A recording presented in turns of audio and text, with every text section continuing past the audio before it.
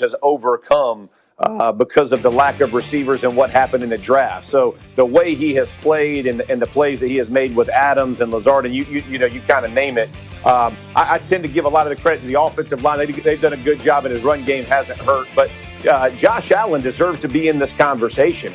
I mean, you saw the way he played last night. And again, this guy, the first time they beat the Patriots, they only threw it 18 times. They threw it 40 times last night and 25 of 29 throws on first down, Jay. So they went in with the attitude that Josh Allen was going to pick this Patriots defense apart. And by the way, the Patriots defensive backfield is the best part of their defense. So they had no fear challenging the best part of the Patriots defense, and Josh Allen just showed out again. Some of the throws he made, like the Diggs touchdown on first down on the drag where he throws it to him in that tight window was insane. And the little boot out that he threw was so Mahomes-esque. It's just absolute insanity. And again, the award, we talk about it, we joke about it all the time on Get Up. It should be named the Patrick Mahomes Award right now and then give it to the next best. But Josh Allen is definitely in this conversation. He has played fantastic football and given the Bills a real chance at the Super Bowl.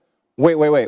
Who should be in the conversation? Who'd you just say should be in the conversation? Where's Hannah Storm when I need her to be here to hear you say that? What? I knew where you were going. I knew you were an early predictor, Jay. I know you wrote it early, man. I was late to the party. You were ahead of me.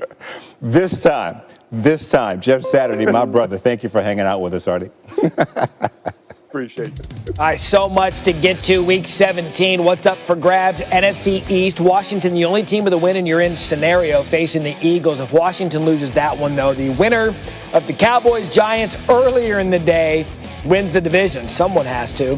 Then there are a couple of wild card spots. One of them will go to the winner of the NFC West clash between the Rams and Cardinals. Arizona would be eliminated from playoff contention with the loss. The Rams, however, still have a shot if they lose, as long as the Bears also lose to the Packers. Chicago can make it one of two ways: beating the Packers Sunday afternoon or having the Rams beat the Cardinals. So Bears fans, root for the Bears first and foremost, but root for the Rams out in the desert as well. There are also three teams in play for the one seed in the NFC. Packers have the inside track. If they win, they get that one seed in the bye. They also earn it with a Seahawks loss. The Saints can earn the one seed with a win plus a loss from the Packers and a win from the Seahawks. The Seahawks need a win and losses by both Green Bay and New Orleans to earn the one seed. My advice to you would just be pay attention to what everyone says on Monday morning, because that can get really convoluted with the playoff spot. I want to welcome in our ESPN NFL reporter, Diana Rossini. Diana, Sunday's game between the Cardinals and Rams, just touched on it a second ago. Very important for the NFC playoff picture. But it's possible that neither team is going to have its starting quarterback. What's the latest you're hearing on Jared Goff and Kyler Murray?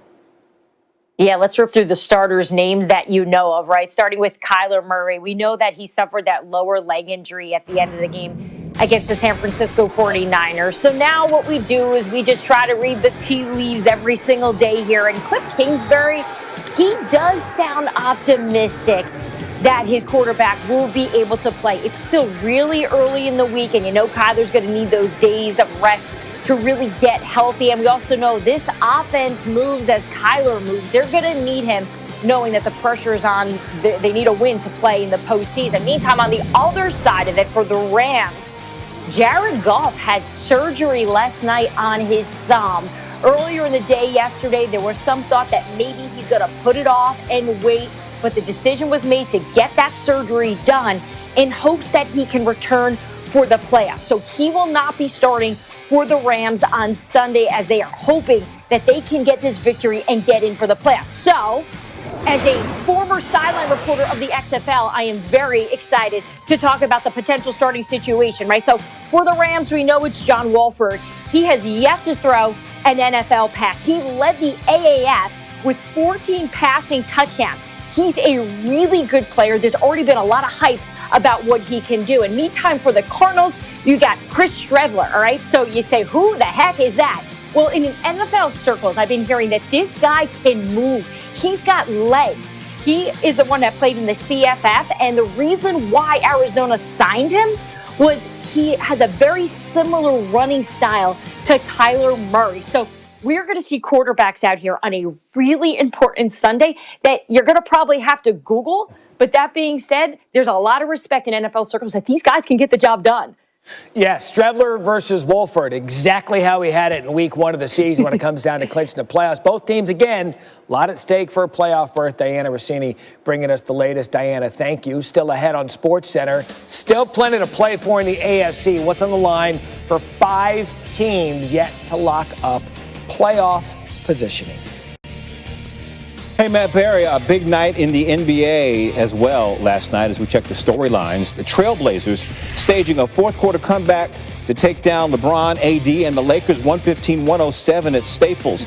Damian Lillard led the way with 31 points for Portland. The Lakers had won 59 straight games when leading after 3 quarters. Jay Harris, I'll take that one and raise you. Nuggets earning their first win of the season, 124-111 over the Rockets. Nikola Jokic had 19 points, 18 assists, and 12 rebounds, and all 5 Denver starters scored in double figures, led by Jamal Murray's 21. The Rockets fall to 0-2 despite 34 points from James Harden. Donovan Mitchell banking in the game winner with 7 seconds left to lift the Jazz to a 110-109 win over the Thunder in Oklahoma City.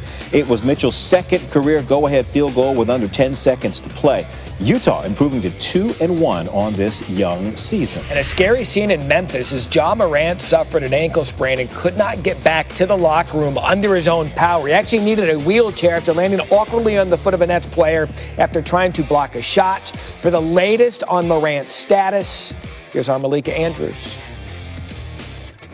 After being rolled off of the Barclays Center sidelines in a wheelchair, Ja Morant had an x-ray on his left ankle that sources told our Adrian Wojnarowski came back negative. He did not fracture it. Now, after the game, Coach Taylor Jenkins said that he expected Ja to undergo further testing, including, sources said, an MRI as soon as later today. Now, the good news for Grizzlies fans is that midway through the fourth quarter, Ja Morant came back out onto the bench. He was wearing a boot on his left ankle, and he was high-fiving his teammates. He was limping over to join them during huddles. And afterwards, his teammate Dylan Brooks said that he thought that Ja looked to be in, quote, good spirits.